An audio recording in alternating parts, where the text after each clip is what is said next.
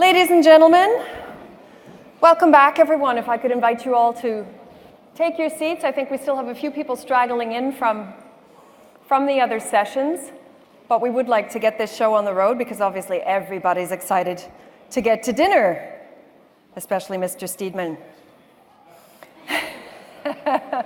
We hope you've all had productive sessions from what I could gather in here. They've certainly been very intense and obviously an awful lot of information to digest in the very short amount of time. And so we've organized this plenary session so that we can give everybody who didn't manage to sit in on all three others an overview of what took place in all of the other sessions, of which there was a total of 4, so everybody knows that they were in one, but there are 3 others. Standards are trending on Twitter in Belgium, and the hashtag is CENCLC15. For those of you who've been tweeting madly, very good news. And we're also sending out live stream constantly from this auditorium, so cheers to our standards community outside. And everybody's been doing a great job on the communications front and making the cause here today very well known. I also have been asked by our Latvian organizers to announce that there has been a change in the dinner location, which many of you will have seen, possibly some of you won't have seen. Buses and transport will be provided from the National Library starting at 7 o'clock, with, I believe, the final bus leaving at 7:20. So it is going to be a quick change, but ladies and gentlemen, we'd appreciate you being Superman-like and zooming back to freshen up and then getting back here, and there will be buses provided to the location, to the small guild hall, and also buses returning us later on this evening, so we'll be giving the feet a break. And now, ladies and gentlemen, I'd like to welcome our 4-session chairmen up to give us their feedback from the 4 sessions that happened here this afternoon. So I'd like to start with Wim de Kesel, who is Vice President Policy at CENELEC, and he's had a long career in industry and in promoting standards. He was the chairman of our session on energy performance of buildings. If Wim de Kesel, there he is, come on up and take a seat here, Wim. Javier Garcia Diàz is the standards director at AENOR, the Spanish Association for Standardization and Certification, and he was chairman of our session on sustainable buildings. That was session number 2. I hope he's somewhere here in the room. Javier, come on up and join us. There he is, good, I didn't see him, he was so quick. Session number 3 was chaired by Scott Steedman, who's Vice President Policy at CEN, and he's also Director of Standards at the British Standards Institution, the world's first national standards body, also, and chairman of our session on building smart cities, which took place here in the auditorium. And finally, and last but not least, Ruggero Lensi, the Director of External Relations, New Business and Innovation at the Italian Institute for Standardization, and he was chairman of our session on building design and management. And I'll just take, was this on that chair? I'll just move over here. I'm going to join our gentlemen. So perhaps we can start in order with a feedback report from your, as we said, extremely intense sessions. Wim de Kesel, what can you tell us about energy performance of buildings and what came up in that time? Hello. There we are. Good afternoon, everybody. Thank you for the floor. Well, I must say, having a resume of about 1 hour and a half discussions in 2 minutes is a difficult thing to do, but I tried. We like challenges in this sector, as we've discovered. Thank you. Anyway, well, it is such that we've been discussing the Energy Performance of Buildings Directive, and we know that in the 70s, so in 76, there was the first directive, which was then covered by a standard in that time, and now we are almost 40 years later, and the same directive has evolved, and a new recast is going to be started soon. So, and there we have, in fact, today the technical committee, the CEN TC 371, who's working on the standards to support this directive. Most of the standards are already available, but there's still some work to be done. But it is obvious that the standards are there to support the legislation. What we do see is that the different countries are using different methodologies to evaluate buildings in the frame of the energy performance, which gives it for manufacturers and industry sometimes a difficult task to make sure that with one type of explanation, with one set of products, you can cover the different needs in Europe. So that's a bit of a difficulty for ensuring the single market within Europe. And I think while going to the new recast of the Energy Performance of Buildings Directive, this could be highlighted as a need to make sure that we keep a single market in this field. Also, in relation to the energy performance of buildings, we had a further discussion on the smart houses and the smart buildings. Also there is a complete set of standards which is necessary to make sure that we have a safe and electromagnetic compatible environment to make sure that everything works in a proper way and in a safe way. There is also, in the issue of interoperability, a European standard that gives a protocol so that there is a possibility to make sure that products of different applications and of different manufacturers are able to communicate to each other. And also the same technical committee responsible for those standards is now for the moment working on a standard to make sure that there is an interoperability towards the grid in the frame of the smart grids. So the working group 18 of DC205 is working on that item, making that we can ensure interoperability between different applications, products from different manufacturers and all that. So most of the tools are present for that. Some are still under development, but it's in the pipeline, so that's a good thing. In addition, all these different standards, and certainly in the frame of energy performance of buildings, would really give a possibility to start a service business, which is also definitely an opportunity for the business side. In addition, as Europe is not really an island and we are interconnected in different ways to the world, we are also pushing the European developed or the homegrown standards, as we call them. We are pushing those also on an international level to make sure that we have a broader market access than just the European one. For instance, in China, a lot of those have already been adopted. On the other hand, it is also such that discussions on the international level are being held to make sure that those European standards can become global. Of course, as everything, the first time you write something, there's always some fine-tuning to be done. But then again, that is standardization. It's a never-ending job.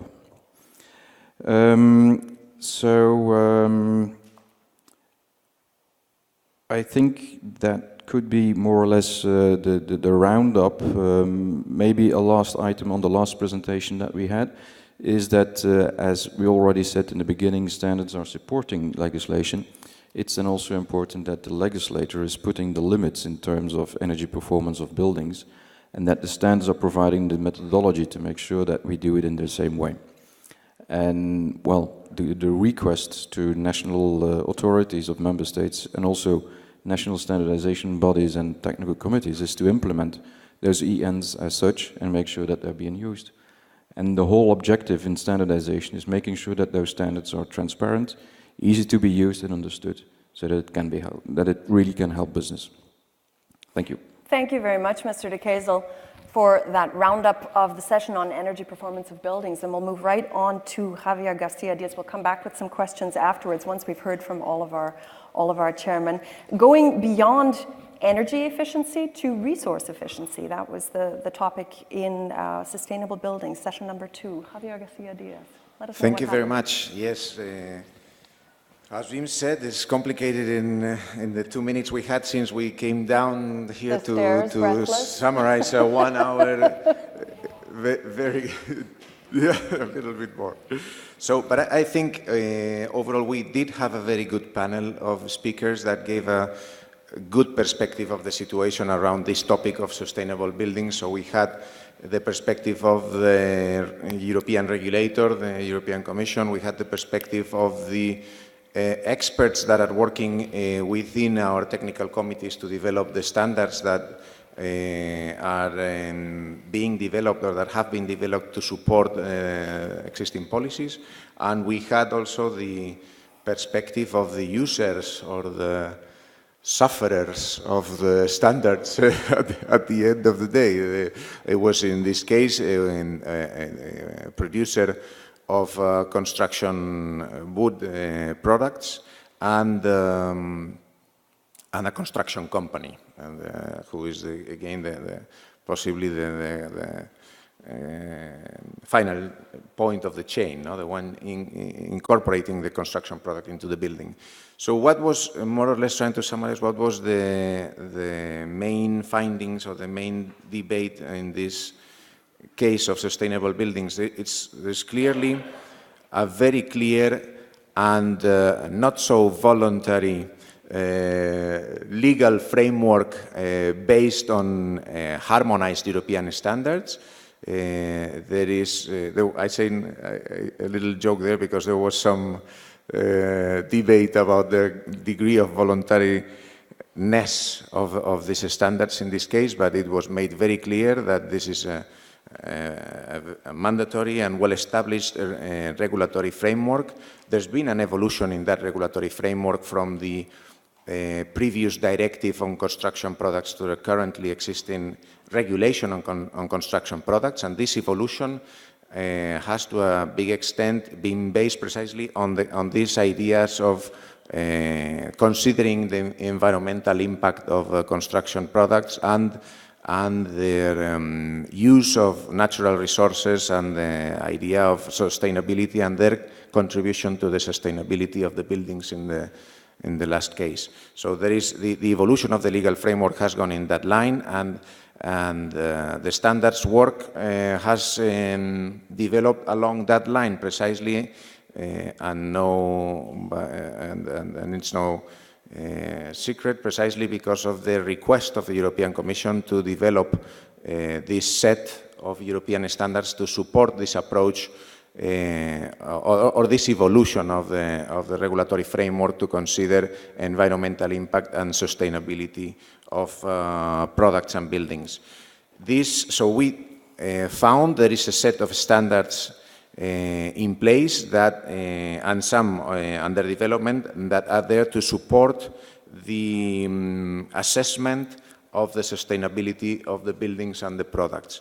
There is a frame standard which is supporting the development of what is called the environmental product declarations.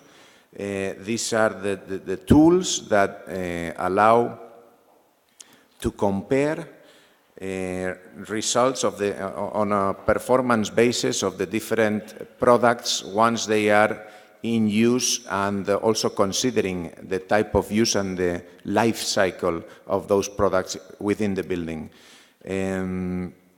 What did we see once, then finally, the perspective of the users? The perspective of the users was, I would say, a bit not so clear in support, or really, rather than not so clear, it made evident that there is a big confusion in the marketplace around what is considered a sustainable building and what is being demanded around this concept of sustainability of construction products and buildings.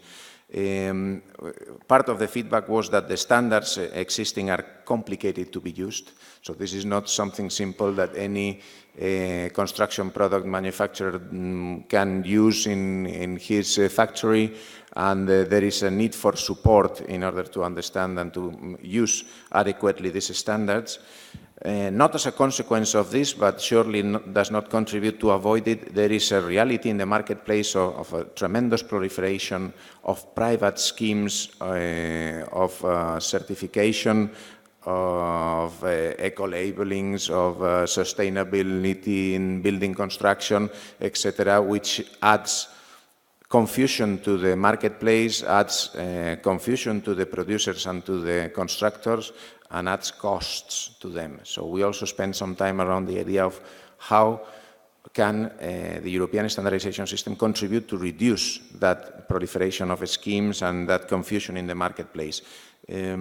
I would say that there was a clear idea that this needs, what it needs is a lot of promotion of the European standards in place, a lot of dissemination of the fact that these are the standards that are being developed in response to request of the regulator, and consequently the best tool to demonstrate that you are being responsible and compliant with the legislation in place, and also the key role of the purchasers of the construction products within the construction companies and in the construction works, for them to better understand what they are asking for. So they do not just simply ask for a environmental or an eco label, as was one of the questions in the debate at the end. No?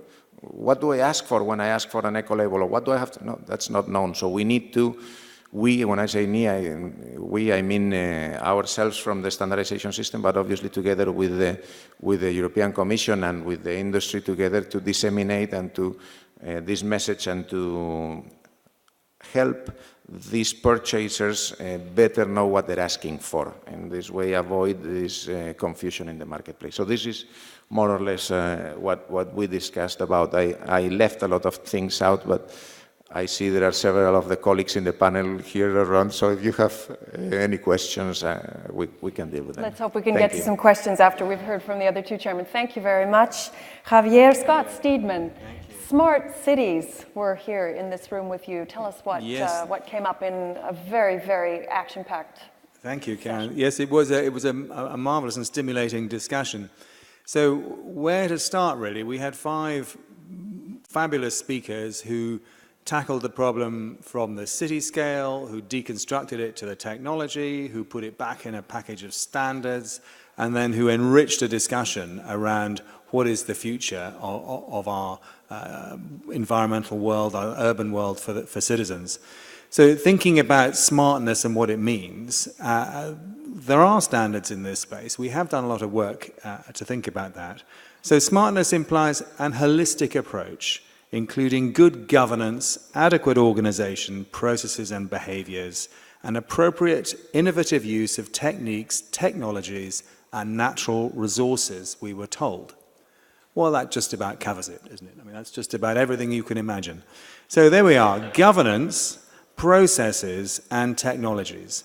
How are we going to use voluntary standards to enable cities to unlock the potential of their industries, their people, their communities? How can we do that? So we tackled that through our speakers and through our discussion. We tackled it talking about the vision that the whole subject has to be city-led. This is about outcomes for citizens. It is not technology-driven. And if you look at many of the publications in the media, it's not about building more motorways and bridges, it's about people. But how do you connect people to products and services they can't even imagine? And this came up in the discussion. Should this be bottom-up? Should you just allow industry just to throw products up in the air and somehow cities will become smart? And I think the view of the panel was very clearly, no, that's not adequate. You're dealing with public money, you're dealing with public health, you're dealing with very substantial and long-term service contracts with very sophisticated companies providing services that are crossing boundaries that have never been crossed before. So data that is passing between communities, possibly beyond the realm of public acceptability in order to track and improve decision-making within the urban environment. So how can we explore that? And we had 2 speakers from Riga who talked passionately about the value of standards in helping to deliver the vision of Riga, signing up to city communities, both in Europe and globally, and wanting to see cities taking a lead in that process. And then we heard also about the technology, the work of ETSI in driving 3GPP and then the M2M and then 5G and trying to keep up with the demand side as we need the speed and reliability of future data exchange to enable the technologies of the future. And we also heard of the work in the UK around the governance and process type approach to helping cities make good decisions on behalf of their citizens, deciding what smart means for them. Does it mean green? Does it mean energy efficient? Does it mean safe? Does it mean higher employment or lower traffic congestion? What does it mean for them? So they can demonstrate that they're following best practice in that process. So city maturity assessment matrices that are being trialled today and have been trialled in cities in Europe and indeed internationally. So a lot of work going on in that area. Dan Palmer explained the City Standards Institute that's been launched in London to bring cities and industry together around that. So we liked also the idea that citizen engagement is a critical part of breaking down the silos and traditional sectoral boundaries in future cities. And perhaps co-creation of standards is going to be a necessary element of the future, perhaps more flexible ways of making standards that at least can anticipate and foresee the more formal standards making tools of the future. But we also thought a lot about how congested this standards space is becoming. Work at the ITU, at ISO, JTC1, IEC, CENELEC and ETSI, as well as our own national standards bodies and national committees. So if everybody in the room understand all those acronyms, you're probably doing better than me, but there's clearly a lot of activity, even the UN dipping its toe in this water. So how can we mobilize the global standards community to offer up a true citizen-driven, outcome-led city initiative that is not top-heavy in regulator control, but is allowing the market to deliver solutions that meet city ambitions. So I think in conclusion, we see smart cities and the role of standards as unlocking benefits that have not previously been achieved, not least because of the traditional silo structures of our city infrastructure and building environment. We see the standards solutions for smart cities unlocking the potential of building information modeling, the BIM work, of unlocking the Internet of Things, and bringing that convergence together in one place. So bringing benefits that have never been achieved before. And in the European space, that's an incredibly powerful additional contribution to our economy and quality of life.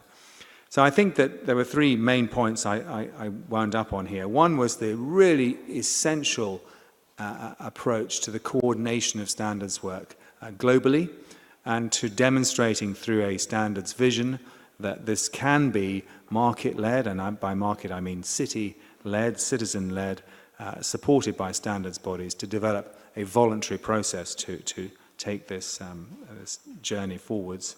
And perhaps to help demonstrate that through pilot projects in cities like Riga, where they can demonstrate through action that they're achieving the benefits of using the emerging standards framework in their own environment. And again, to conclude, this idea that for the first time, perhaps in our whole standards history, the 30 years of the new approach that we're celebrating today, smart cities is the one environment where you really have to integrate governance standards at a strategic level with process standards for business model development, for example, for data concept models, and also technological specifications and how they're integrated into the whole package. So a very, very exciting discussion. I hope I've picked up some of the conclusions there. Thank you very much. Karin. You're very welcome. Thank you very much, Scott Steedman, and we will hopefully still have some time to come back to you. But we still want to hear from Ruggero Lensi, who BIM was, you mentioned it yourself, Scott, building design and management was the topic for the fourth session, so let's hear what went down in that room. Yes, I also will try to summarize in a simple way, also because after us, we have the president of CEN that has to summarize the summaries. I would like to thank also all the speakers of the session 4. The level of the presentation was really high and was also, for myself, extremely interesting. We learn for the BIM that data and process integration between planning, design, execution, maintenance, and use is an objective of and for the market, especially considering that this tool is very interesting in order to have input of simulation of the different items that have been presented in the other section for safety, for the energy, for acoustic, and for sustainability. And we also learn, we speak about Eurocodes also, we learn how Eurocodes can be considered a success story in standardization in Europe. And now we will start with the second generation of Eurocodes. If you think of the work that has been done in the last years, it's amazing thinking about a second generation for all the Eurocodes. But the interesting data, I think, on what we learned before is that these Eurocodes, even if they are European standards, they are used around the world. So it's a kind of example how we have exported standards. And this can be also a very good means in order to export our knowledge, our professionals, and also our industry around the world. And we also have a very interesting example and explanation of what it has been made in Latvia. Very interesting to learn how a small country which as going on board in the European system as deal with the legislative framework and also the standardization work. And I think that we have to learn a lot from this experience in Latvia. I can say that we can fix about 3 main outputs. The first one, focusing on BIM, is that there is a really need of involvement of the whole business line in the construction sector. But in particular, I think there are really the need to have a good relation with the regulatory parts, not only at European level, but also at national level. As you know, there are some BIM strategies that have been developed in some member states, and it is important as the CENELEC community is thinking about standards on this item that there is some kind of coordination at legislative level on this. The second stakeholder to be involved are one of SMEs. These are very important stakeholders in the business line in construction. And without SMEs on board, it will not be possible to develop a real complete BIM in the European system. At the end, also users are very important. We can talk about a future, maybe a close future or a far future in construction, where users have the possibility to have all the set of data that they need in order to use and to maintain their own house. And this will be a very interesting output of the BIM. The second output is to think small.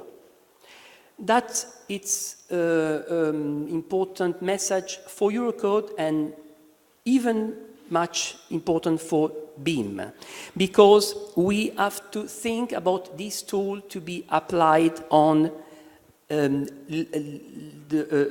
level of small and medium building, not only a building, for example, as the library of Riga, but really to think about the importance that this kind of tool can be useful, for example, for housing and for existing buildings. These are a main challenge for Europe, obviously, because in Europe the main concentration of work is on the maintenance of existing buildings, not to have new buildings, or so we hope so. And think small means, as I said before, also to let these tools used by small actors as SMEs and professionals. The last output is dealing really with standardization.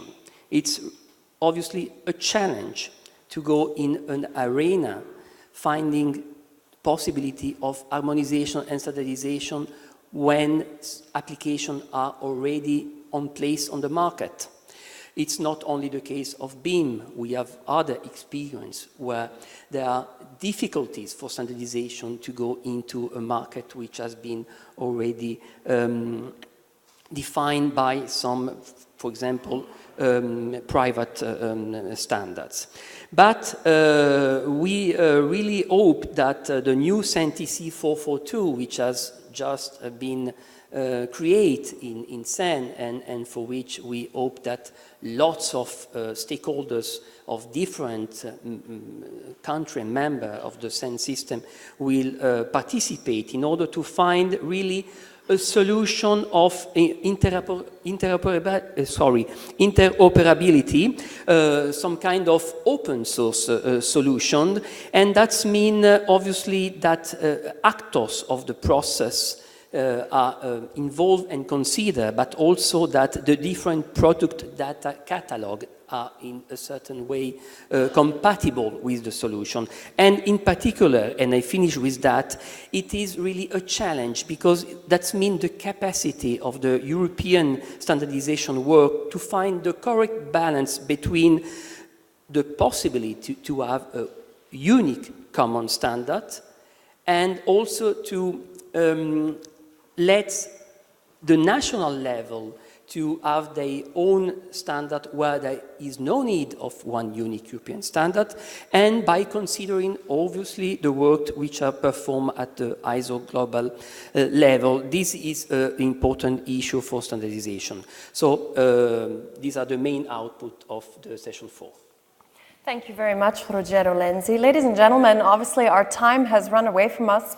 We are in the Castle of Light, and the distances between the rooms have been such that we've lost a few minutes. I'm going to open up directly to the floor for questions, because I'm sure there are a few remaining questions from the plenary to our chairman of the sessions. So do we have any questions out there on session 1, session 2, session 3, or session 4? Something that somebody missed in person and would like to get off their hearts? Oh my goodness, people. Is everybody awake out there? We've just made up lots of time. My problem is I have actually lots of questions, but I really wonder how much time we're going to have. I have to hand over to Mr. Smaxwell in a couple of moments. Perhaps what we can do, Wim de Kesel, energy performance of buildings. What did you learn from your session? What was the sort of most salient point that you will take with you now into your future work?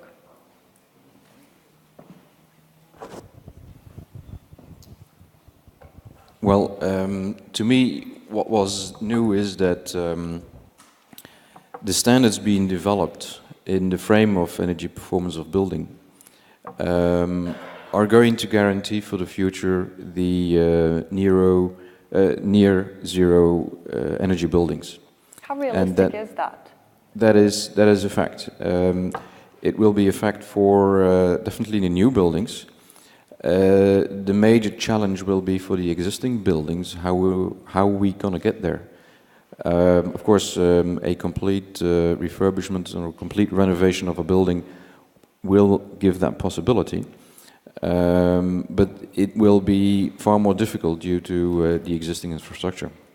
But it is possible. Yeah, obviously, European standards provide the methodology to calculate the integrated energy performance of buildings. You mentioned the different countries having different methodologies, and that was obviously going to make the situation a lot more difficult than anticipated. Will what standards provide be enough to have more efficient and near zero energy buildings?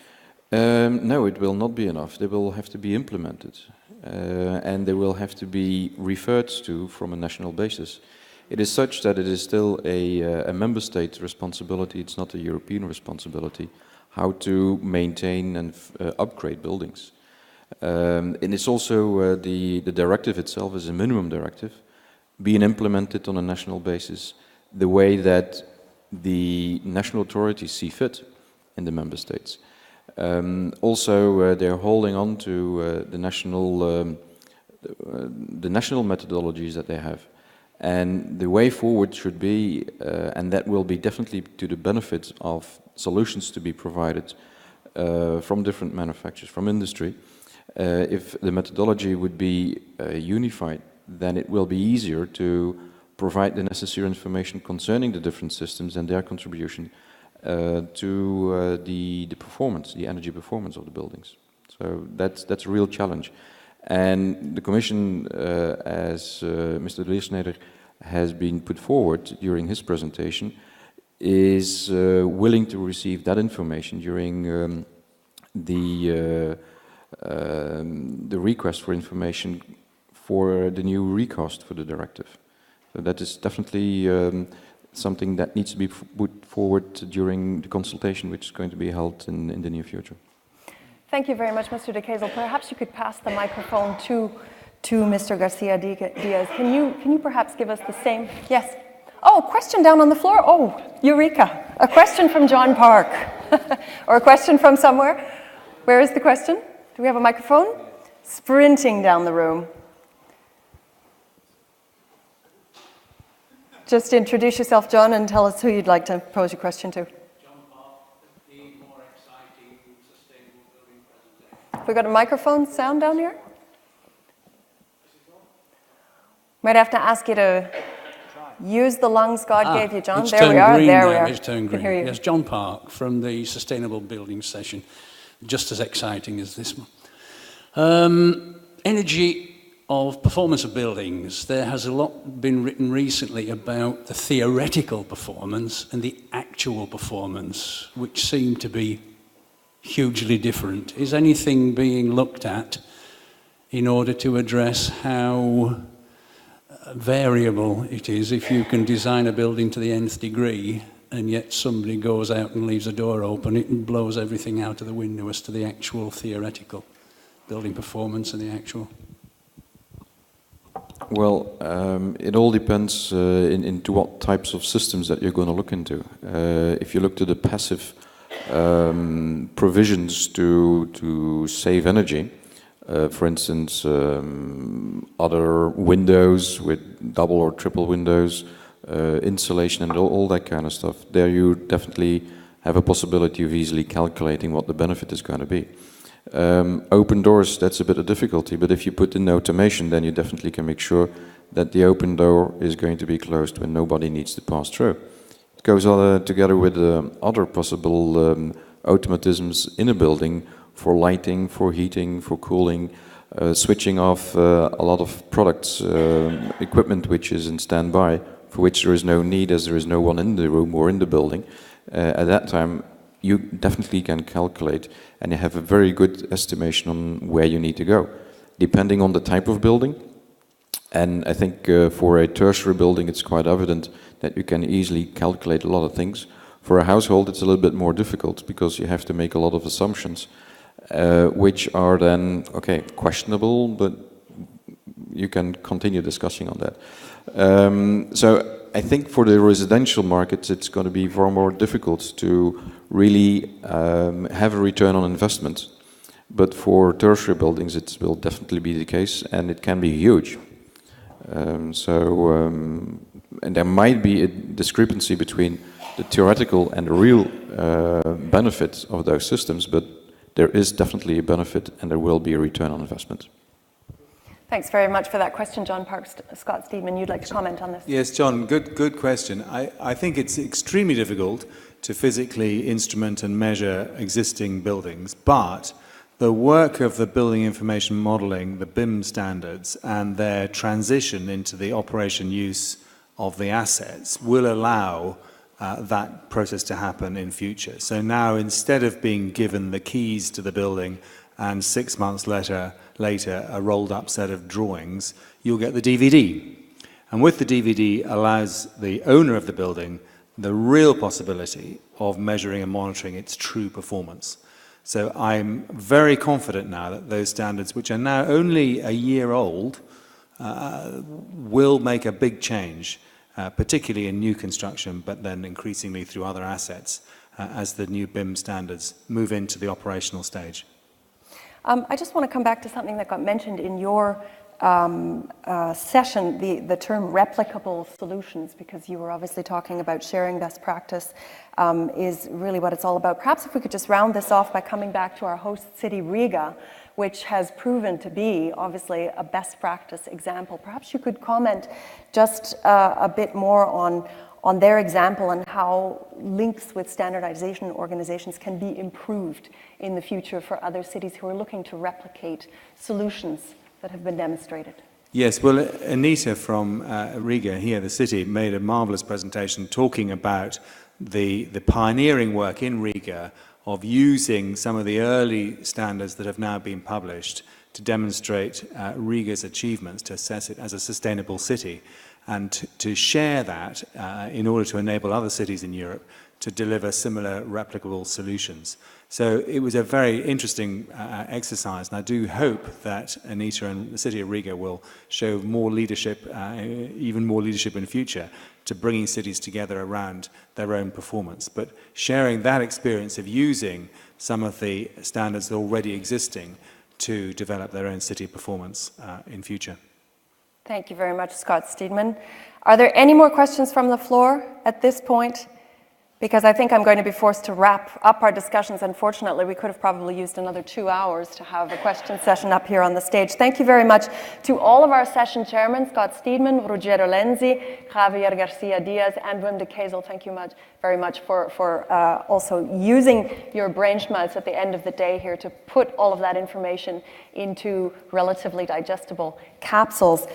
Ladies and gentlemen, I hope that you've all had a very profitable and enlightening day here at our fourth Standardization Summit. Hope we've managed to illuminate some of the most salient points in the discussion on standards and how they can be bringing us forward toward the vision of a cleaner and smarter Europe. Standards can make a difference. There are huge challenges to be faced, but a place like Riga has already shown that many of them can be overcome, and obviously integration of systems and getting all of the stakeholders involved is going to be key for that. Thank you very much to you as an audience, to all of our speakers, and now it's time for me to hand over to Friedrich Smaxwell, who is president of CEN, and he's going to honor us with a couple of closing words. So let's give him a welcome.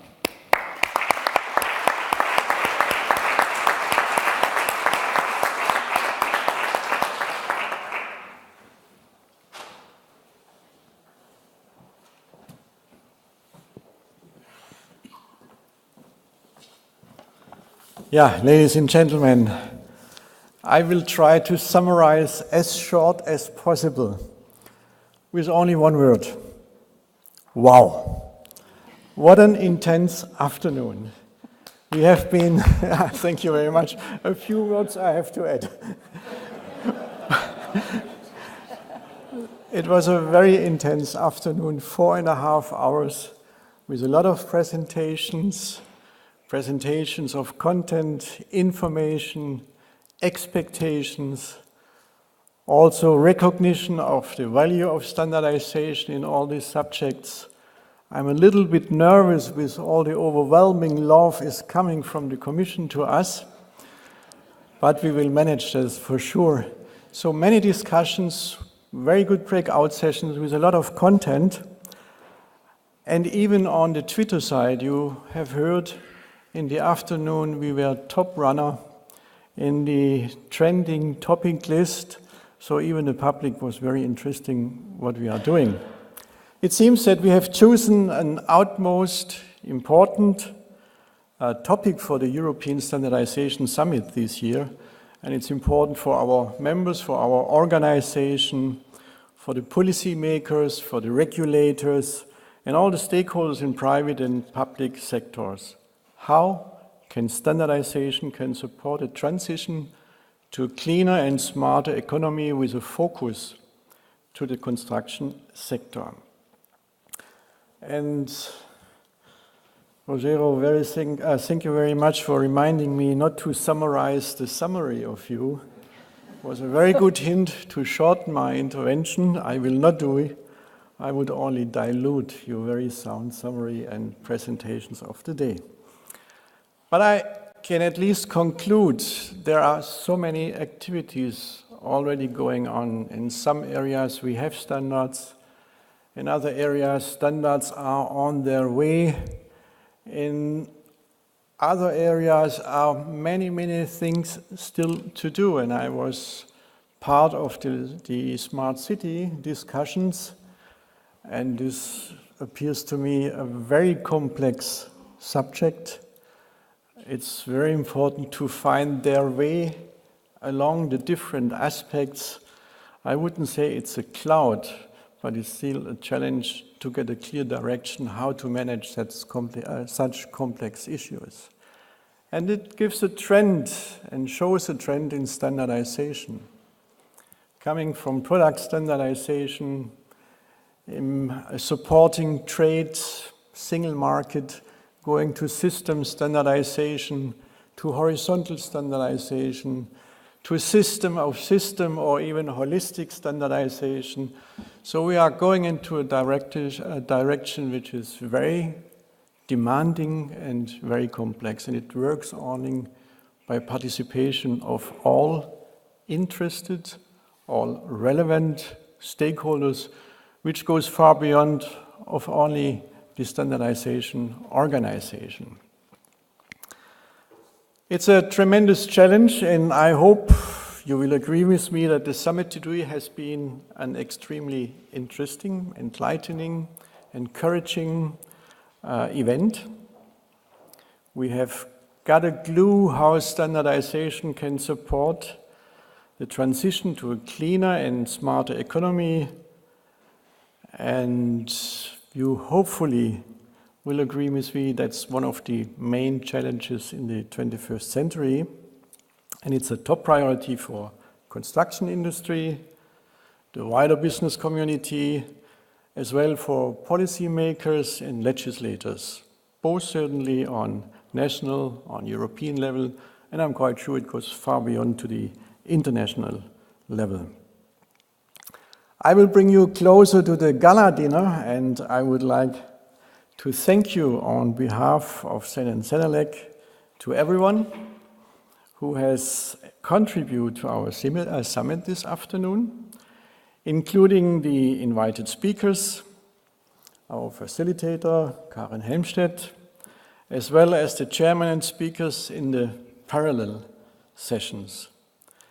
I would also like to thank our host again, the Ministry of Economics and Latvian Standards, for inviting us to organize the European Standardization Summit in Riga as part, and that's very important, as part of the official program of the first even Latvian presidency, ever Latvian presidency of the Council of the European Union. For your motivation, all the speakers, not all the participants, but all the speakers of today and the chairmen of the session, they will get a little gift, but you will get it if you leave the room. We want to save the time. It should be a small recognition for your support. Finally, I would like to thank you all of coming to Riga and participating in today's summit. You have all contributed to the richness of our discussions and the overall success of this event. Thank you very much for being here. Thank you very much for contributing, and see you tonight at the gala dinner. Thanks.